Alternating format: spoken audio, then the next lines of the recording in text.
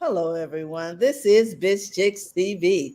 This is a place where you can find tips and tools to help you do business better. We're here to help you run a profitable business that's fun to run and take the hassle out of your hustle. And today is the day that we talk tech. Yep, we're here with the Tech Divas talking tech in English so that you can understand it, breaking it down for everyday life. We usually like to get started with this day in this week in tech history, and we'll be having that shortly. But before we go there, I just want to say to everybody, hey, wasn't it a great week for spacing out? Yeah, seems like everybody was going to space this week. Well, we're excited about it, and we'll probably talk about it later in the show. But I just want to give a big shout out to everybody who bought Amazon products because it allowed Jeff Bezos to go up in space, and he even turned around and thanked us. So, with that, we're going to get this party started. Hey, everyone, if you think you'd like to go out in space, let us know in the chat. It's my understanding that there are going to be a couple of seats auctioned off, or there are going to be some spaces made available for, the general public. Hey, what if you won? Would you go? Oh my goodness. Listen, we've been tooling around here in the tech universe, and I'm going to talk to you real quick about Zuckerberg. Zuckerberg wants to make Facebook become an online metaverse. I'm going to type that in the chat because I never heard this term, METAVERSE, metaverse. And so my question is, what the heck is a metaverse? So I said, let me read this. So let me share this article with you. I found it over here. We're on BBC. I love them for tech. It says, Mark Zuckerberg has laid out his vision to transform Facebook from a social media network into a metaverse company in the next 5 years. He's got a 5-year plan. A metaverse is an online world where people can game, work, communicate in a virtual environment, often using virtual reality headsets. So those headsets allow them to sit actually like on couches with one another, have conversations. So it goes from 2D to 3D. He says here, the Facebook CEO described it as an embodied internet where instead of just viewing content, you're actually in it. So now that you don't just see the concert, you're actually in the crowd. You're actually dancing with other people. And he says he holds the, let's see, what did he say? He told The Verge that people shouldn't live through small rectangular glowing rectangles. In other words, your mobile phone. You should be able to actually be in the action. That's not really how people are made to interact, Zuckerberg said. Speaking of reliance on mobile phones, a lot of the meetings that we have today, he said, you're looking at a grid of faces, on a screen, and that's not how we really process. One application of the metaverse that he's creating, he gave was being able to jump virtually into 3D content after initially watching on a mobile phone screen. You feel present with other people as if you were in other places, having different experiences that you couldn't necessarily do in a 2D app or a web page, like dancing or different types of fitness. Can you see Peloton going here? Facebook is also working on an infinite office that lets users create their ideal workplace through virtual reality.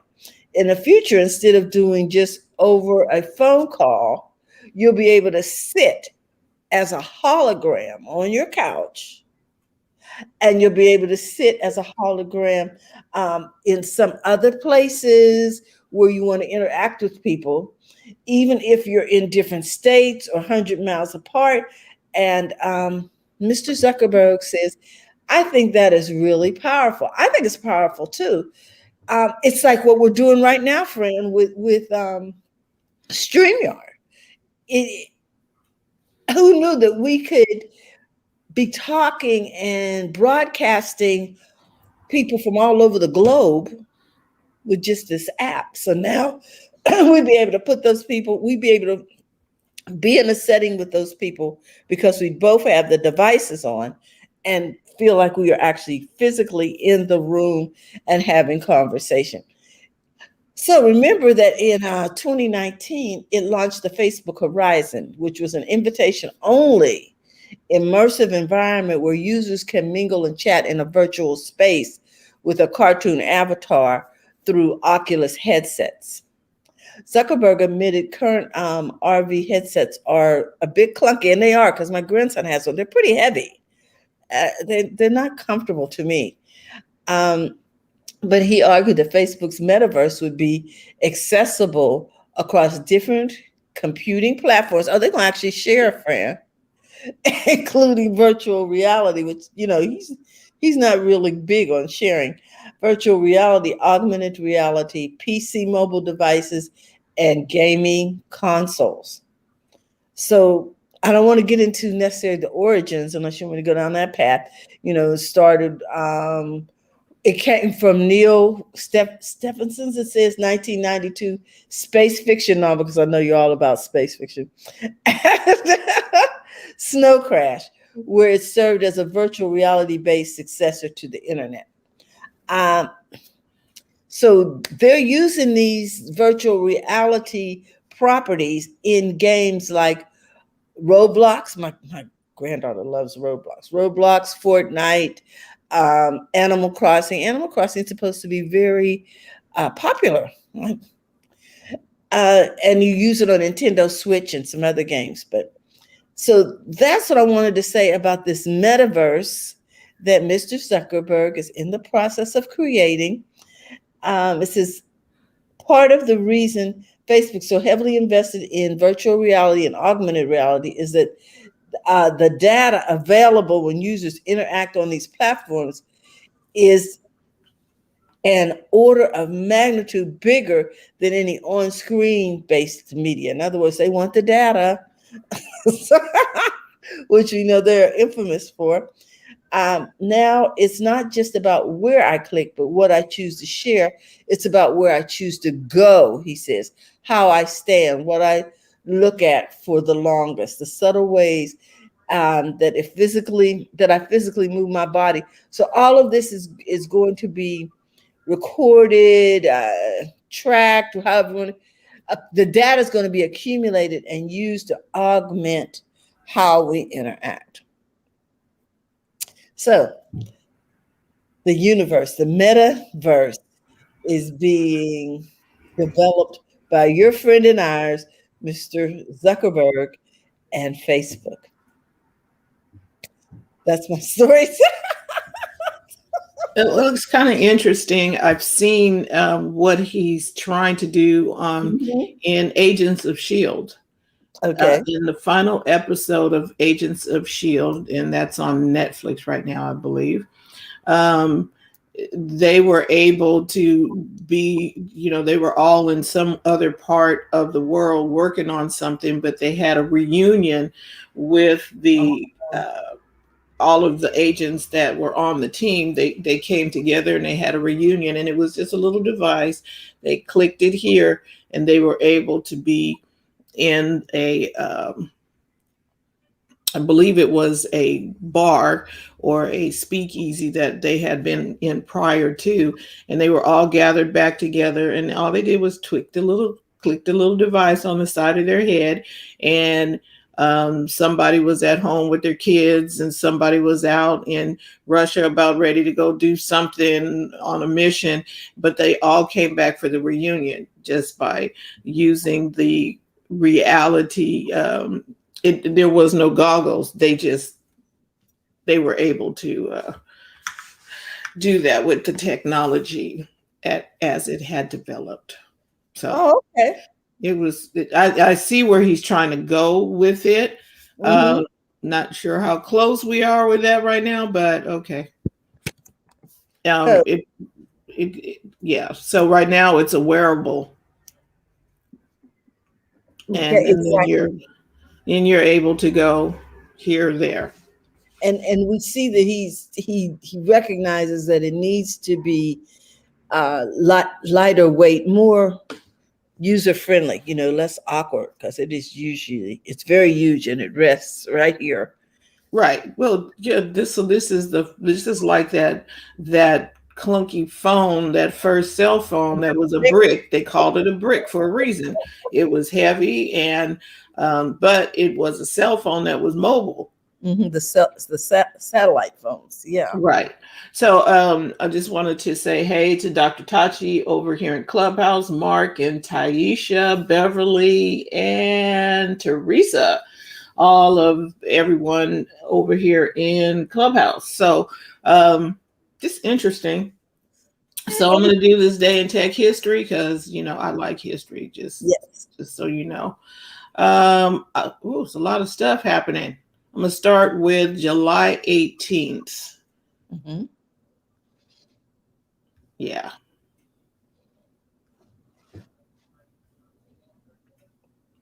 Oh no, I'm going to start with July 17th, 1850. The first photograph of a star is taken at the Harvard Observatory. The star photographed was Vega in the Lyra constellation, the second brightest star in the northern hemisphere, and that was in 1850. Oh, okay. Right. Wow, the astronomy. Mm-hmm. July 17th, 1970, Ralph Baer demonstrates the video game system he invented, simply called the Brown Box, to Magnum Box Engineering Production and Marketing Management in Fort Wayne, Indiana. Previously, Baer had demoed the Brown Box to many other TV manufacturers, including RCA, GE, Zenith, Sylvania, and Magnavox themselves without any licensing agreements. A licensing agreement with RCA was written but canceled in March of that year. It was also this demo with Magnavox's VP of Marketing present that would eventually lead to the creation of the first home video game system, the Magnavox Odyssey, and the birth of the video game industry. And that was July 17th, 1970.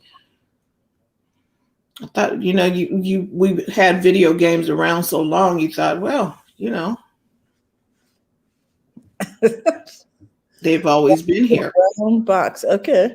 July 17th, 1975, Apollo 18 and Soyuz 19 successfully dock in orbit, and the astronauts and cosmonauts shake hands. Okay, this marks the first time in history that spacecraft of two nations dock in space. What year was that? July 17th, 1975. Okay, there's a reason why we breathe oxygen. Okay. Intel is founded July 18th, 1968. Robert Noyce, Andy Grove, and Gordon Moore incorporate Intel in Santa Clara, California, to build microprocessors. Their first processor, the 4004, was released in 1971 for use in calculators. IBM's choice of Intel's 8088 processor for use in the IBM PC led to Intel's emergence as the premier manufacturer of processors still to this day. July 19th, 2000, Apple introduces the G4 Cube Power Macintosh. At the time of introduction, it was one of the smallest desktop computers ever produced. While not considered a commercial success, it did find a small, dedicated following, and it was the foreshadowing of future Apple designs. July 19th, 2000.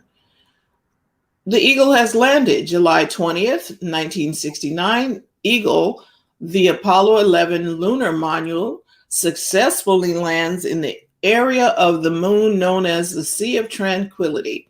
Upon landing, Neil Armstrong utters the now famous phrase, the eagle has landed. About 6 hours later, while setting foot on the moon, he utters even a more famous phrase, that's one step for man, one giant leap for mankind. And Mhm. I heard something today. He was testing to see if the sand, there was a rumor that the moon was just like really soft sand, and that if you step down on it, it Oh, was going to quicksand, huh? it didn't have any solidity to it. It was just And so when he stepped down, that was major. They it were was they were significant. wondering if it was just like powder. Wow. I Yes. didn't know that. No Hmm. wonder he felt it was a small step for man and a giant step for mankind. Yeah. Yeah, because if he'd have sunk, it would have been, oh, we wouldn't be We'd having be still people. in that tether cord when Yeah. that would have worked. Oh my Right. So we have July 21st, 1999. Apple introduces the iBook laptop, the God. first mainstream computer designed and sold with built in wireless networking. What year was that? 1999. Wow. Mm-hmm. Only been 10 years since we've been wireless? No, Terry, 1999. Oh, so it's 20 years, huh? Mm-hmm. Mhm. Wireless I just networking knew was this built in. 2021. And Wow. this is a clamshell one, the one that was had the plastic and it was blue and the different colors. This is a I clamshell. remember that. Right. It was cute. Uh, I like their form factors back then. okay.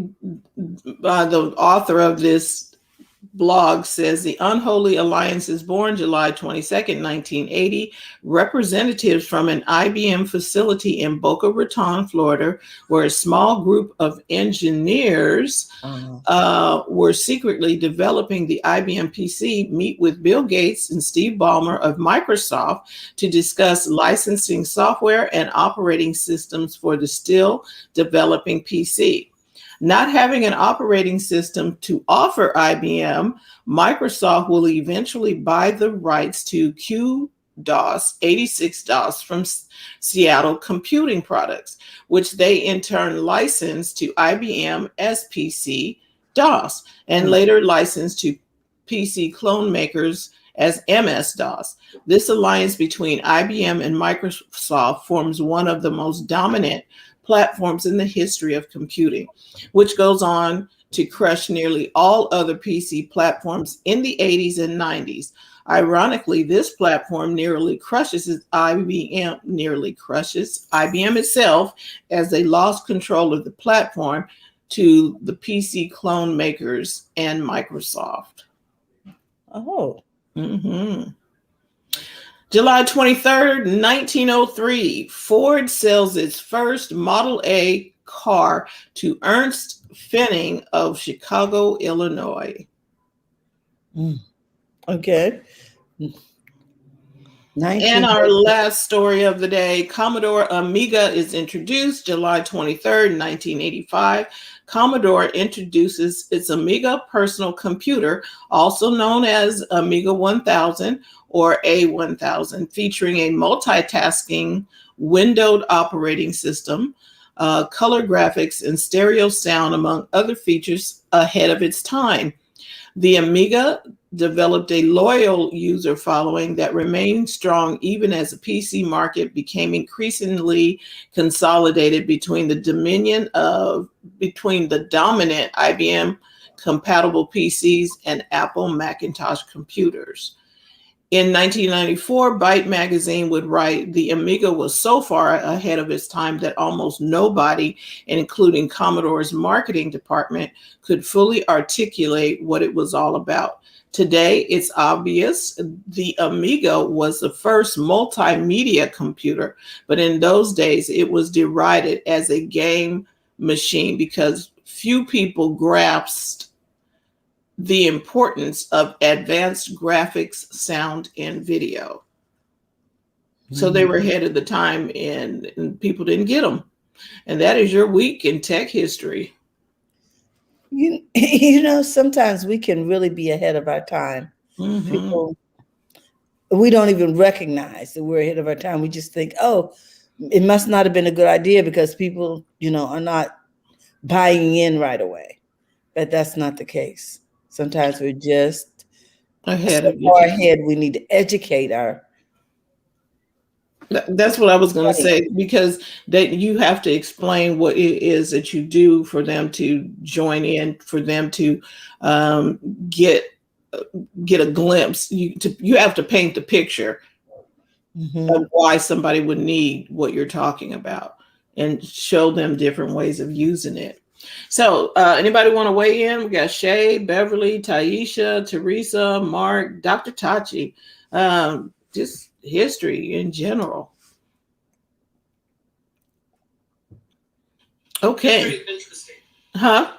I said history is interesting. Right. I wanted to point to you talk to the fact that video game, the who was it that the brown box, Yeah. Magnavox. Magnavox, okay, and that was like one of the first gaming systems, I guess. Mm-hmm.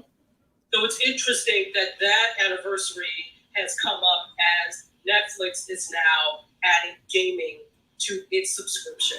So it's really interesting to see that we've come from a bulky brown box and many bulky boxes to this whole concept of streaming. Now, again, it's not new because Twitch has been doing this for a while. You've been able to play multiple people at the same time, and you don't have to have near a video game there. But it's interesting now that Netflix, who's a traditional media, I shouldn't say traditional because they're streaming, but they're a little more linear than not.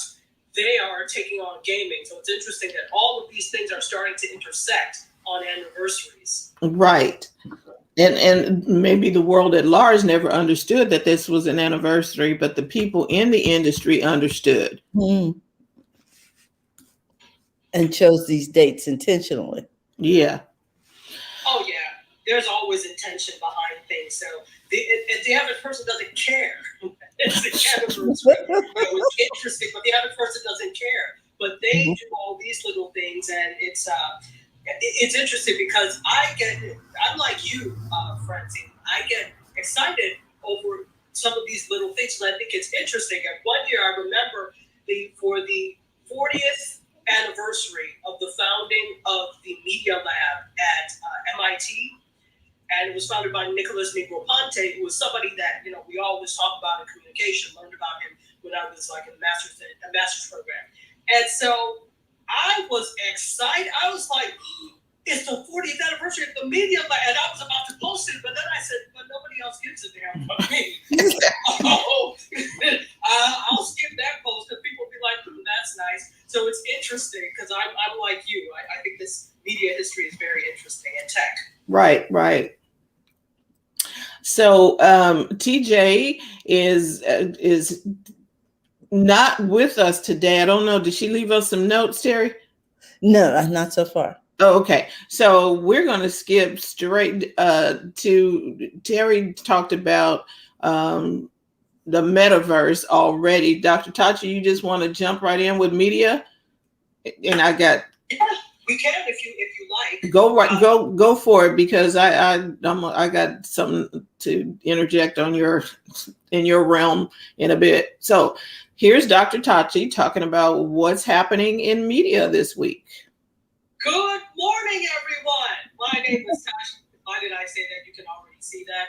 We're going to talk all about what's happened in media, tech, and pop culture this past week. Some of the things that I talked about on Mediascope, some not. I wanted to bring this up though because it's a media / pop culture story. We already know that the 2021 Olympics are happening in Tokyo, I believe, right? I can't remember. Correct. It is. So yeah, happening in Tokyo. They've already, fans are not going to be able to watch there. It's really going to be only those competing and associated people. So if you thought you were going to slide your way up into the Tokyo Olympics and watch, think again.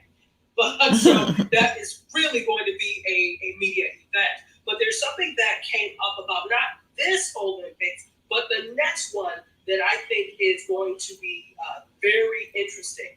The fact that breakdancing is actually, and I kind of talked about this before, but that breakdancing will now be an official sport in 3 years in the Olympics. In Paris 2024, breakdancing is going to debut as an official sport. So there are a lot of dancers that are already, excited about this and waiting to compete. And they're saying they're waiting to see what the International Olympic Committee's effect on the sport will be and how the qualifying process will work. So they interviewed three of not the committee, but their WFXR interviewed three of the world's top competitive breakdancers, and they talk about their hopes of competing in the Olympics. One is from Brazil, one is from Ukraine, and then the other one is from Mexico. So I think it's going to be very interesting. But here's why I wanted to bring this up. In terms of the creative process and being creators and content creators, it's really important. We will have to wait to see who qualifies, what qualifies, etc. But I'm mixed in my thoughts on this one because breakdancing is an art. Yes, doggy. Yes. Yeah. You don't agree? Yes. Yeah. So breakdancing is an art/sport that he is really on fire today. But he's agreeing with me, or she's agreeing with me. It's an art/sport that arose in the South Bronx, okay, amongst communities of color. So it was Black breakdancers and brown breakdancers, Latinx breakdancers that really came up with the sport, /art form, the dancing. And hip hop culture actually is a whole. I've done a lot of research on this, and it's actually a whole.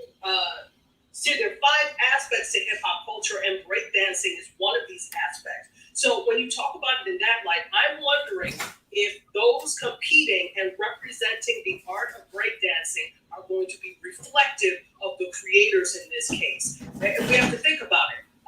There is money involved to enter. It's not free. It's not free to enter the Olympics. There's money involved. Usually, it's you're competing on behalf of your country.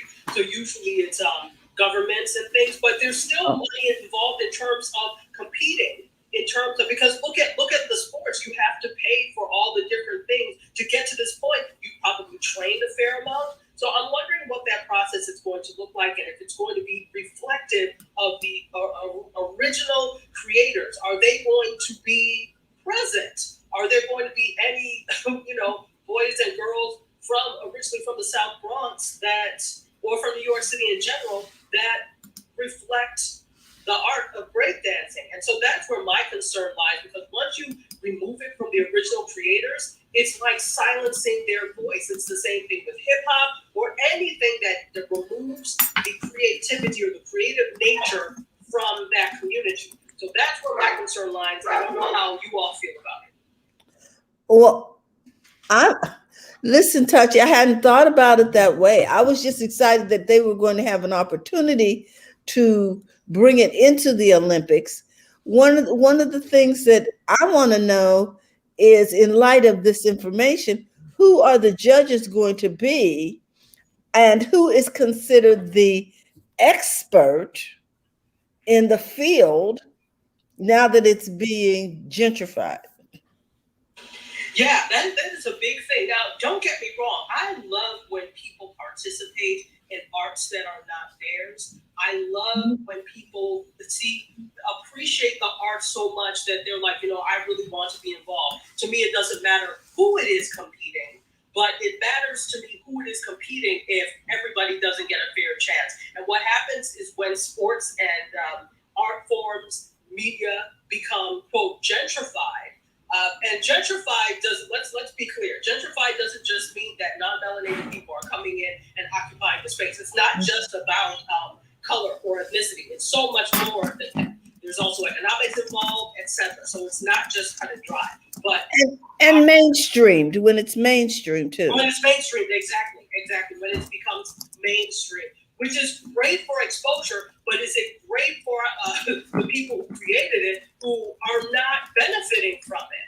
Are they? That's my thing. And then, yeah, who are the experts now? Again, I'm not in the breakdance scene to know who the experts are, but are they going to, all right, let's go and get some old heads who created this, who actually understand and know the artistry and the sport involved in breakdancing to be judges. It's going to have to be some heavy hitters, because if they try to come with some people who don't know, they'll be dragged. So I wonder what that process is going to look like as well. Very fair point, TJ. Is it gonna look like so you think you can dance? I mean, it's going to end up being a, you know. She said, "Oh no, don't no." I so you can dance, but I don't think that's appropriate for the Olympics. Basically, is the pinnacle for any sport, right? That is as high as you can go. So by making it to the Olympics, you are saying they are the best of the best. But is that really always the case, or is it the best of the people that have money to pursue it? Is it the best of the people that they deem worthy? You know, so that could be with anything. That could be with anything. It's going to be interesting to see what happens with that. Of course, there are other sports that now, like this year, I'd have to look and see exactly, but there's, I think, 5 new sports that are in the Olympics this year that were not there last 4 years. So they just keep adding, and I think it is wonderful that they are adding breakdancing. But there's always we have to make sure that it is authentic, that we are including these voices that are underrepresented that made it anyway. Because what tends to happen as things become mainstream, the original creators, they forget all about. All we have to do is look at the Harlem Shake, and that's it. Yeah. So, that's it. Any other comments or questions about that? Yeah, we have a comment here on Facebook, and I think this is Mark. I don't know. It sounds like Mark. It says, "I want to bring the white man overbite wedding dance to the Olympics." You know, if it involves polka music, it may not make it, because remember, polka has been retired as a category by the Recording Academy in the Grammys. So, what kind of music, maybe? Wow. But you know what? Not to be funny, I would go for like Ukrainian dance, which is like, or Russian dance. I mean, or just international dance. You know, true, but then so then that's interesting, because it's like dance is a sport. I will challenge anybody to tell me that I didn't work hard when I was dancing in 3 companies at the same time. But where is that line between art and sport? And sport actually is art. There's an art to it, but it's like, are they separate categories? And now that breakdancing is in, do we now need to allow ballet? Do we now need to allow, samba? Do we now need to allow savar from Senegal? Where is the line for all of that? Well, I think, you get dance incorporated into some of these different activities. For instance, gymnastics. They found a way to incorporate dance to make it entertaining for the audience. I think so. Often, though, I'm sorry, they're not the greatest dancers. They've got flexibility and skill, but they're so stiff. And I'm like, if you're gonna do that, just leave it out. But I digress. Well, so I like the little dancing in between, and it's sort of like when I watch the ice skating in the Olympics. I like the whole fact that it's choreographed. It's entertaining to me as a viewer, because I'm not familiar with the intricacies of those different sports. I understand Dr. Tanshi's point, though. They are good at what they do, except for the dance part of it. They were required to have some elements. Yeah, they may not have. Well, they may not be the world's best dancers, but they are good at gymnastics. I get it. Right. We have 2 people that came to the stage over on Clubhouse, Beverly and Teresa. Teresa, welcome to the stage. Yes. Thank you. So yeah, it interesting. I don't know, Did, man, if the did, whole, did I mean, Beverly? because it's they're gonna have to, if they let breakdancing in now, salsa, something else gonna come in. I don't know. Mm, And are the complaints going to flow from the Olympic Committee? Again, I challenge anybody to say that dance is not athletic. It absolutely is. But is dance a sport? I think the thing that excuse me. separates a sport, oh bless you, the thing that separates a sport from not a sport are the rules of play. In dance, there are no rules per se, unless it's like a dance competition.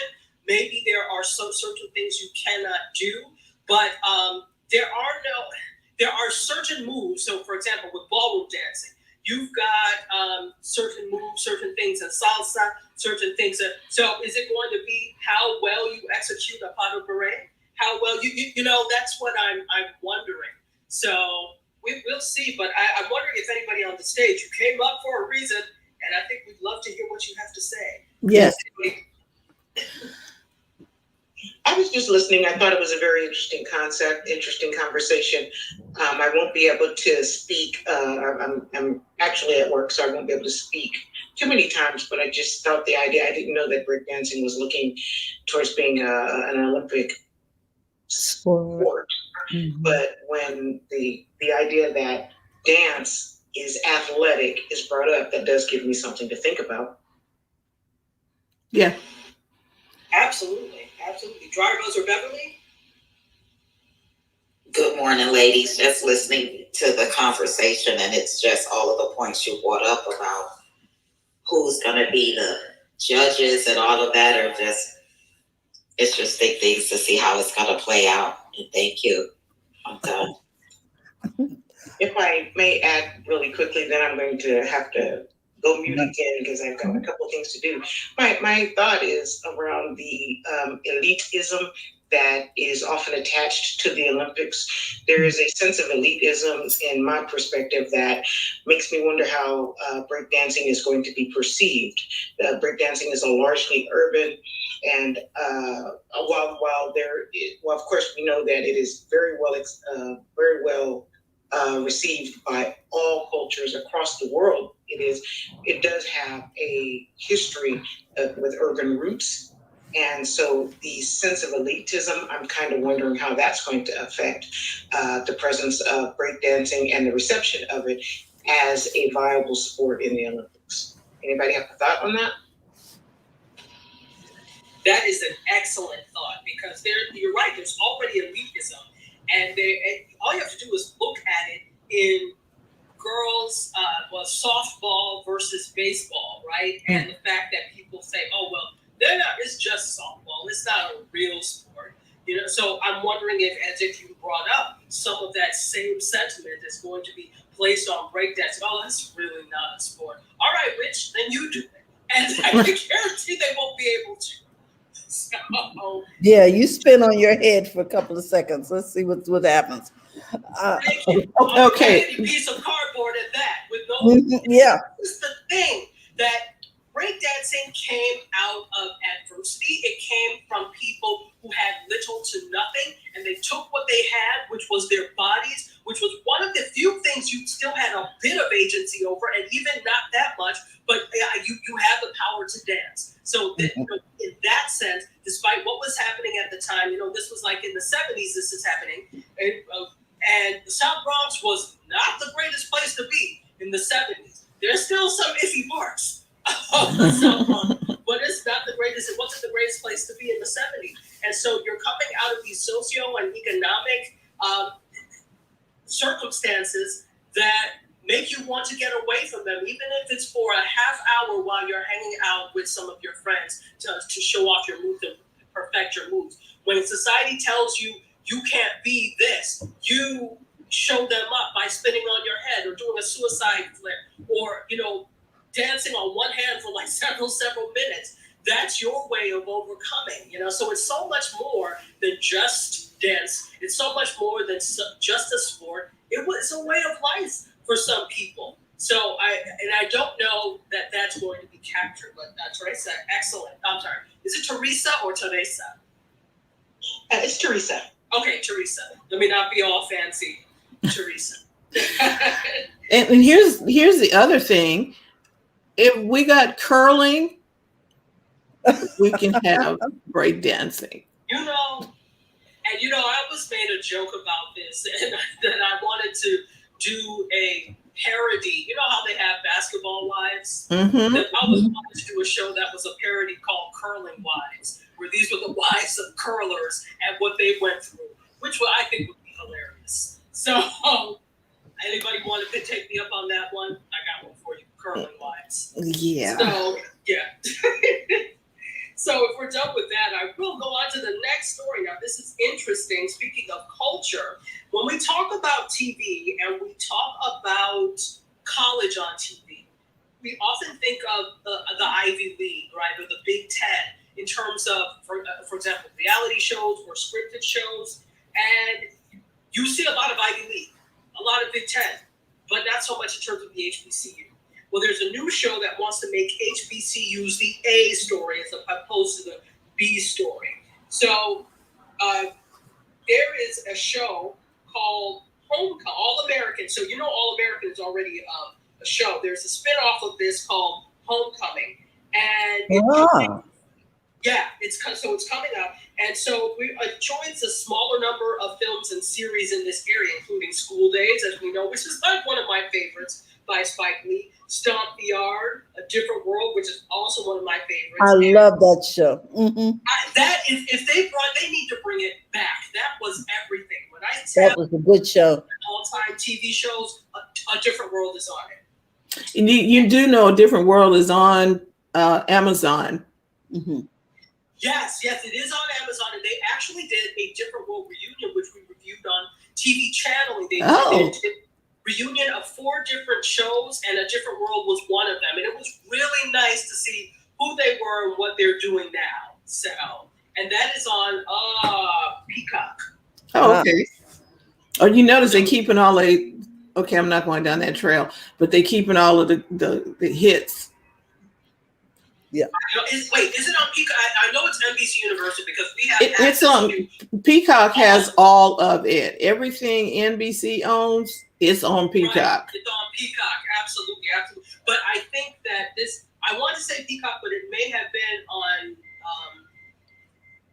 one of their other properties. I'll have to look and see, because we just watch, and I sometimes don't pay attention to what it is, which network it's on. So it may have been Peacock or one of their other NBC Universal.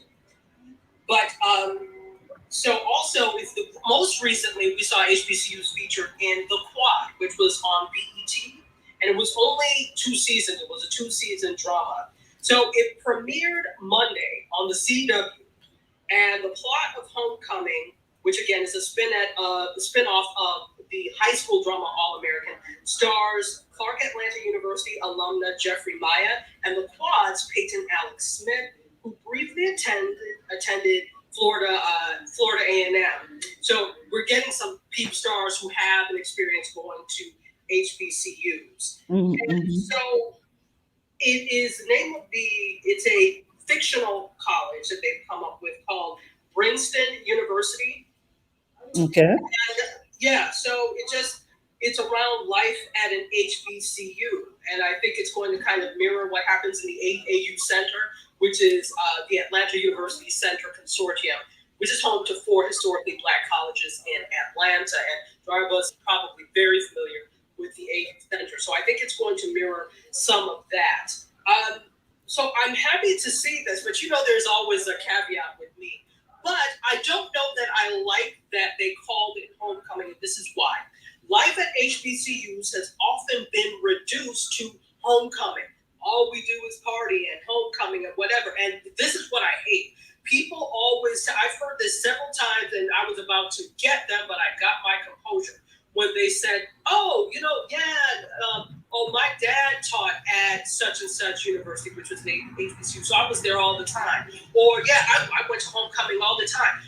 But that is not the same as attending an HBCU and understanding. We produce, and when I say we, I'm an alum of Howard University for both of my graduate degrees. We produce the largest numbers of Black PhDs. We produce the largest number of Black doctors. I was going to say physicians, dentists, psychologists. Exactly. We produce. Well, you went to Fisk, right? Yes. Mm-hmm. Yes. All right. So Fisk, come on. So we produce, when it comes to Black intelligentsia, when it comes to Black scholars, when it comes to Black professionals, we produce the most of them. And if they're looking to diversify their, boardrooms, etc., they usually, it's not going to Harvard. They're usually coming to Spelman, Morehouse, Fisk, Howard. They're coming to these universities. So we play a pivotal role in the cultivation of the Black intelligentsia, the Blacks in the boardroom, etc. And in terms of,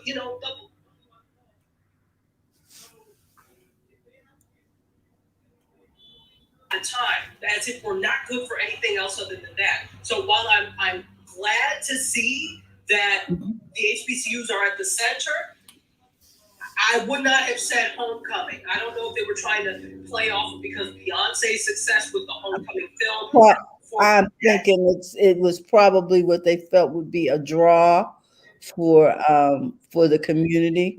I don't know what the rationale was behind that. Absolutely, but there's a difference between Beyonce doing a musical performance called Homecoming and actually representing whole HBCUs, historically Black colleges and universities, as homecoming. To me, it's reductive, and I think they could have come up with a better name.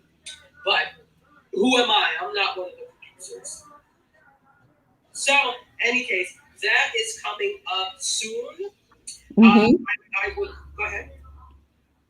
I'm excited to know that this is coming. I had no idea. Yes, actually, absolutely. This is coming up soon. And one of the producers says, I would say that most TV shows these days are putting Black characters in, quote, white settings. If HBCUs are on TV, it's mostly just a shirt, but they don't actually say much about the school or what shaped the character to be the person they are today. She also said that the lack of HBCU representation on television contributes to the perception that HBCUs are lesser, while everyone is expected to know Yale and Harvard.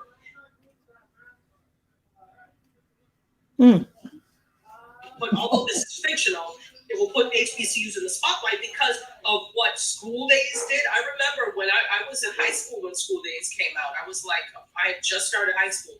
And I remember the Monday I came back, everybody for some reason had learned how to step. They were all talking about what colleges and universities they were going to. And so even though it was reductive in that sense, I was glad that it was making people take a look at attending HBCUs. And the same thing with A Different World. It really did a lot. That came out around the same time in '88. It really made people take a look at considering HBCUs as viable. So I hope that this does this and it takes it beyond a lot of people are looking at HBCUs now, but that's because Black people were getting shot in the street. And it's like, oh, now you want to come to a Black college. And, forgive me for saying that, but it seems like you weren't considering them at any other time until there was trouble. So I'm hoping that seeing them on television does what Different World and School Days did for HBCUs back in the 80s. Okay. And I will keep going. Mm-hmm. Sports Illustrated has featured its first trans woman, first rapper, and first Black athlete on its cover. Yes, so the Sports Illustrated, they do the swimsuit edition, which is one for Sports Illustrated. They have released the 2021 edition of their most famous issue. So this year they have 3 covers. The first cover features model and actress Lena Bloom, who's making her debut as the first trans person to appear on the cover of the magazine. Alongside her are the first rapper, Megan Thee Stallion, as well as the first Black woman athlete to grace the cover, Naomi Osaka. So,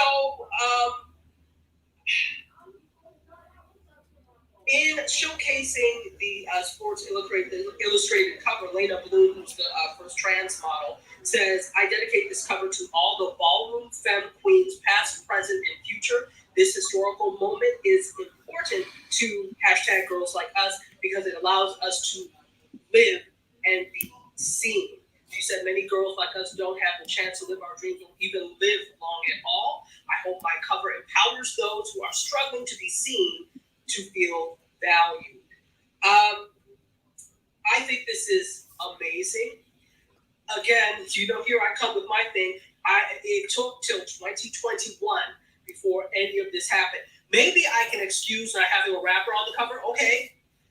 Maybe I can excuse.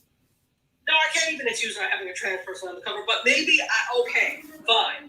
But you are an athlete, and it's Sports Illustrated, and this is the first time you've had a black woman athlete on the cover, and you want me to clap for you. One thing I don't do is clap or give brownies and cookies for doing what you should have done in the first place. So while I'm glad to see this, and I think it's amazing, congrats to Layla and Naomi and Megan. Congrats to all of you. However, this should have been done a long time ago. So it just shows that we still have a long way to go in terms of things. The athlete thing threw me. I'm like, really? She's the first black athlete to be featured on the swimsuit Sports Illustrated. Incredible. And so it also shows what how the bodies of black female athletes are considered, that they're not considered, quote, feminine enough, etc. So it goes back to that whole old trope. But I am glad to see that whether they're waking up or it's just good for business, I plead the latter. I'm glad to see that. Well, we have the picture up here on the screen of the three covers, and the women are beautiful. It's like, well, okay. Absolutely gorgeous. And this is a big moment for them. And that's not to take away this moment, but I hope this is the start of normalizing that. We shouldn't have had to make a big deal of them being the first black, because this should have already been happening. Excuse me. Yeah, it's not a rap magazine, but in 2021, wow. Yeah, I'm tired of us making first still in 2021. It's exhausting, but I hope this is not a trend, that this becomes the norm. I have a couple of other, because I know, Fran, you want to add a story to this. Oh, you might cover it, so go for it. Okay, so let's talk a bit. I don't like politics, but I do want to talk a little bit about what has happened in radio and the House. The House has passed a Media Diversity Act. So the House of Representatives has passed H.R. 1754. What does that mean? It's an act that has been put forward in front of the House. They passed it, and they now need to go to the Senate. And if it's approved by the Senate and signed by President Biden, it would amend the Communications Act of 1934. So that was the first time that any sweeping regulation was done to communication. They then had the Communications Act of 1996. And I remember that very well, because that was, the year I started grad school. So that they were talking all about that in communication. And then 2011, they had another change, but it was in the 2000s. So this would require the FCC to consider market entry barriers for socially disadvantaged individuals in the media industry. And the NAB, the National Association of Broadcasters, supports this legislation. And they said they also support additional legislation that will reinstate the tax certificate program to create new opportunities for diverse voices to own local radio and TV stations. Thank goodness. Okay. Yeah, absolutely. So, that's a huge thing. Now, if you think about it, this was enacted by the FCC in 1978. And that increased minority ownership in broadcast stations by more than 550%. But then it was repealed in 1995. And again, the levels of ownership have not been as high since. So by reenacting this hopefully gives disadvantaged and underrepresented communities the opportunity to own radio and television stations. So it's called the H.R. 1754 Media Diversity Act of 2021. Okay. Correct. Mm. For Yeah. those of you who want to, for those of you who want to look it up or Google it, and I'm over here on the page congress.gov, and you can even listen to the bill because sometimes it gets a little excuse me, snoozeworthy when you're reading. Right. Go ahead, Tachi. I hear you. Okay, because it just got blank, so I didn't hear anything. All right. I was just saying it can get a little snoozeworthy when you're reading sometimes, but this page actually will read the bill to you. So it says listen to this page. So you can also listen to it. Yes, absolutely, absolutely. And I have a final story. So, and news podcasts equal money. The podcasting space is big. I talked about this on MediaScope on Wednesday. And according to eMarketer, the news category had the largest share of U.S. podcast revenues in 2020, which was about 22%. Comedy followed with 16%, and science was the next biggest with 12%. The next were true crime and sports, but they took smaller shares of this. Get this, 960 million in podcast revenue. That's how podcasts raised in terms of revenue last year, and news had the biggest share of it. So people really love news podcasts, apparently. And to talk about some of the other ones. Business was 9%, true crime was 7%, sports was 5%. Interestingly enough, arts and entertainment only took 4% home. Health and fitness, history, and TV and film were 3% each. Technology, which we love, was only 2% of the ad revenue pie, and music was only 1%. And all of those really surprised me. I'm wondering why that is, but news was on top with 22% of news of ad revenue. And that's what I have for you today in terms of media news. Well, I have I had an experience. I went to a movie theater. Oh, okay. On the 18th. Wow. So, we had been talking about, are people coming back to the theaters and what are they doing? Well, people are coming back they were at the theaters, because everything is lifted here in California. And, you can wear a mask, not wear a mask. It's all kind of confusion as to should you or should you not.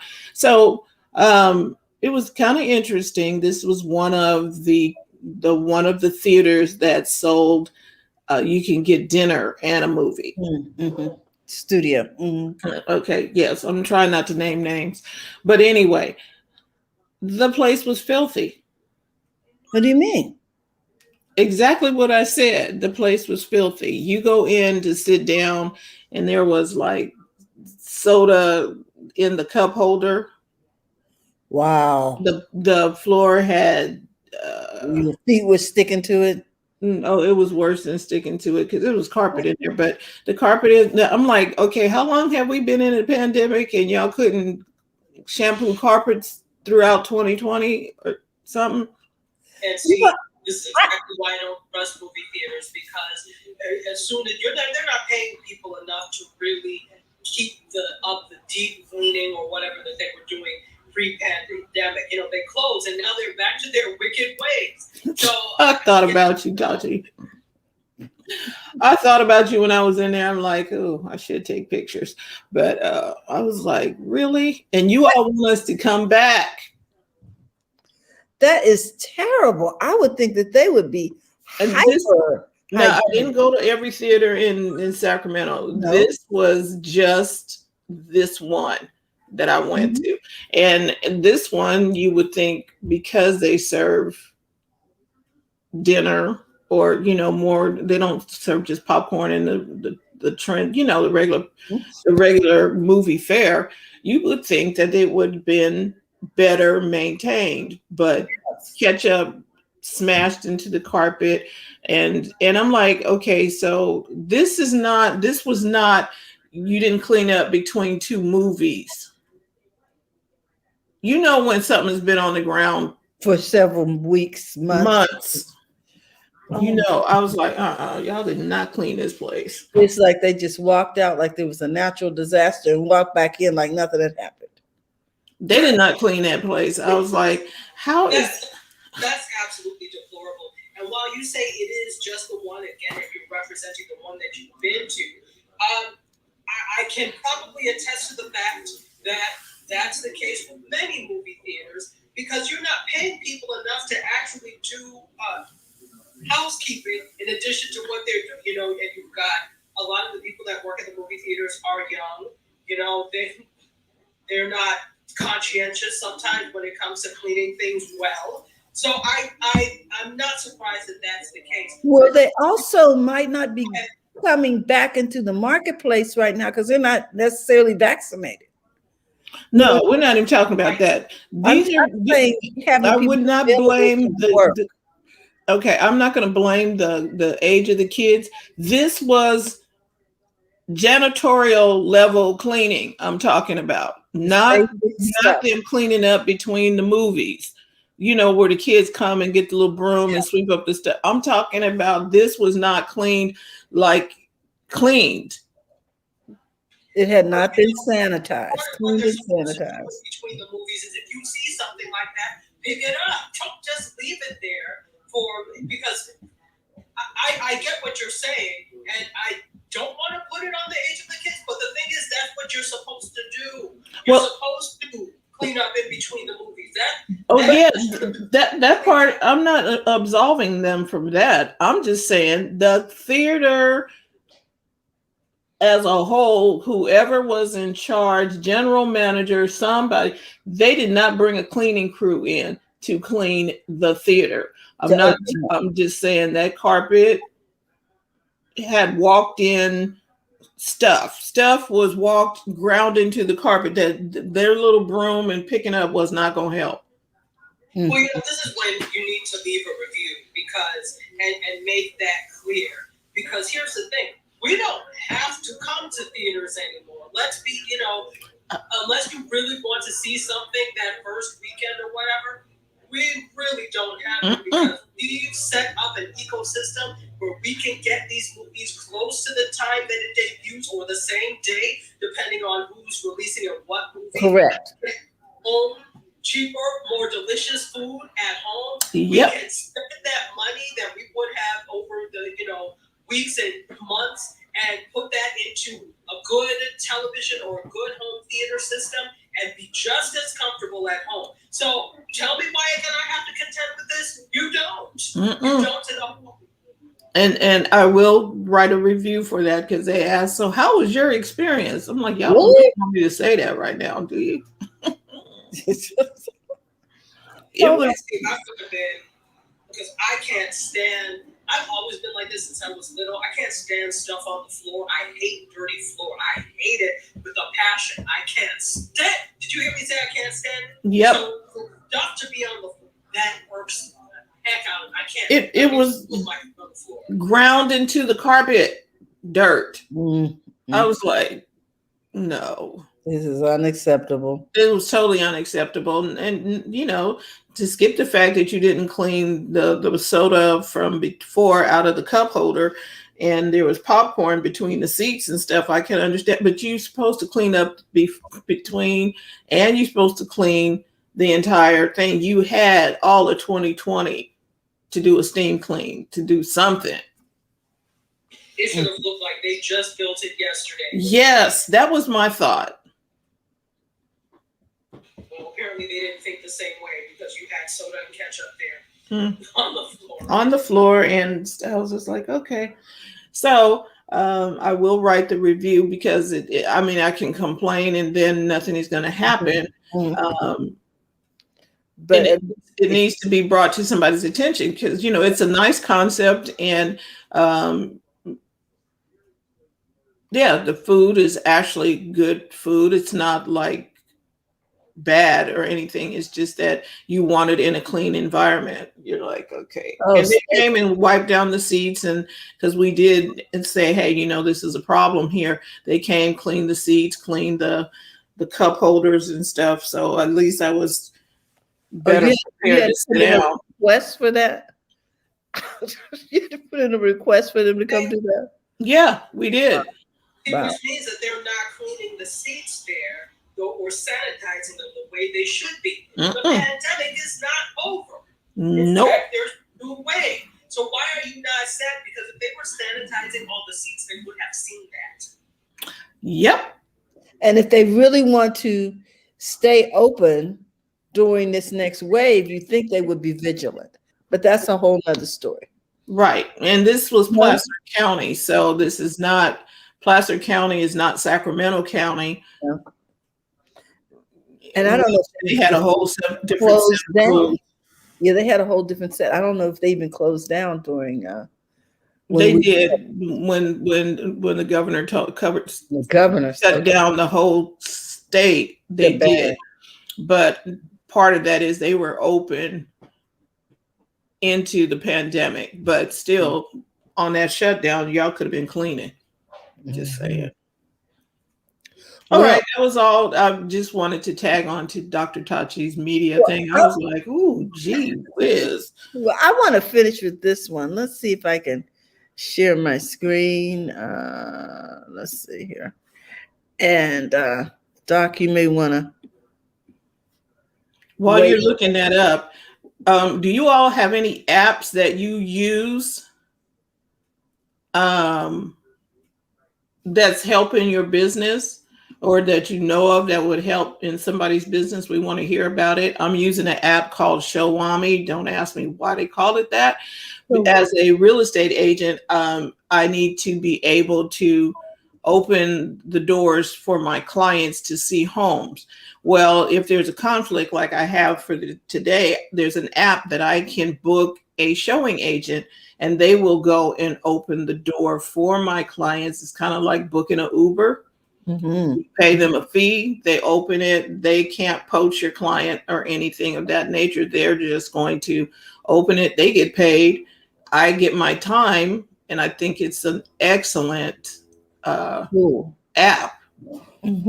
called Showami, Showami. And you can get it in the App Store and in Google Play. Oh, wow. That sounds awesome. Yeah, it is awesome. I was like, whoo, freedom. I love it. Terry.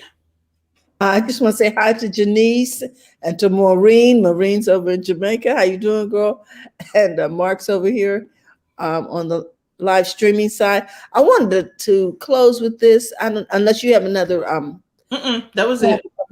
I want to talk about the fact that Bezos not only went up into space or whatever he and his brother Mark did, but when they landed, they wanted to thank you as Amazon workers and shoppers for paying for the trip. They wanted to, and I thought that was interesting. It was, thank y'all because y'all paid for it by using our company. But also then he turned around and he gave away $200 million to two of his favorite charities. And I'm going to scroll down because I don't want to get these guys' names incorrect. It says Jeff Bezos hugs Van Jones, founder of Dream Corp, on Tuesday after announcing a $200 million award to him and to Jose Andreas for charities of their choice. So he's allowing them to decide where the money's going to go. I thought that was really benevolent, and to do something for here on the planet, not just, taking a ride and saying, hey, that was nice and see y'all later. So what do you guys think about this act of philanthropy? I think, you know what, I talked about this on Media Scope too, during the tech part of it, and I really think to whom much is given, much is required. Yes. He has more money than anybody will ever need. He could fund several governments at this point just with his net worth. He's almost worth $1 trillion. It's almost $1 trillion. Sometimes it hits $1 trillion, sometimes it doesn't. So I think that's good. I think that both Van Jones and Jose Andreas are great individuals, and they're going to do good with that money, which which is 100% great. But it's also like you kind of had to. He made a statement. Bezos did, but he thanked Amazon customers and Amazon employees because they were the ones that made that trip possible. Mm-hmm. And in a way, it was a little bit short sighted. Why would you say that? And it was the tone of voice was sort of tongue in cheek too, but okay, like thank you. Exactly. It was just like, honey, yes, you guys did it. Thank you. Why would you say that? I don't know. It was the tone of voice that made me think, is he saying we're suckers because we use his company and we end up paying for his ride to space? You know what I mean? But in the same tone, he did at least acknowledge that we played a small part in this thing. That's true. We played everything in this thing. Let's be clear. Let's be clear. It's because of him even able to touch the edge of space. And let's be clear, even with Elon Musk, these people are not going into space. They are touching the edge of space. Okay, so it's great, but it feels like a little bit of okay. Yeah, I probably shouldn't have said that, and I need to. Even though I'm sure he planned to do this anyway, it's a coincidence that after he says that, and then after, did you see the way that spacecraft looked? Terrible. Oh no, I didn't. Oh, okay, so it's probably something we don't want to ride in. Okay. Look at it, and then it looks like a phallic symbol, and I was like, really? Oh. You don't have to make a spacecraft that looks that way. There's so many other designs, but you chose that.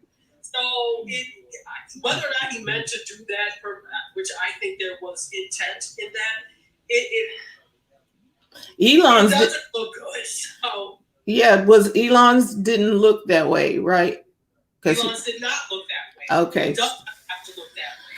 To me, it was poor taste because the design could have been something else. It didn't, and even if it had to look that way, a thinking person would have said, well, can you kind of disguise or do something because this doesn't look good? But somebody who is has a lot of machismo or whatever probably doesn't care. So that didn't look good. It didn't sit well the way he said what he said, even though he was giving thanks. So he cleaned it up with $100 million to each Van Jones and Jose Andres. Andreas, yes. So Maureen says he should reward the workers that helped him make the money. Yeah. Hey, we got Barb Tomlin over here. Hey, Barb, how you doing? Barb. She's over here in Clubhouse. How you doing? Good to see you.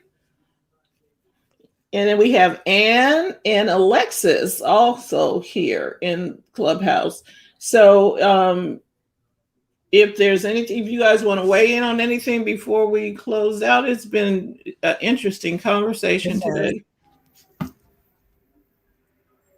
Anyone? So, Terry? With that, are you still there? Yes, we want to remind you that we are so grateful for you taking the time out of your day to talk with us about This Week in Tech. We hope we brought you some information that will help you run a profitable business that's fun to run and take the hassle out of your hustle today. Okay. Hey, Barb wants to say something. Barb, go ahead. We'd love to hear from you. Barb? She's probably got to unmute herself. Let's see. No, she's unmuted. Barb, are you there? Hey. Hey, Barb. No, I'm muted. No, how are you? Gosh, I've got this wrong. Just something, I've got to run to a class. I wish you great success with this. And I am not used to my iPhone.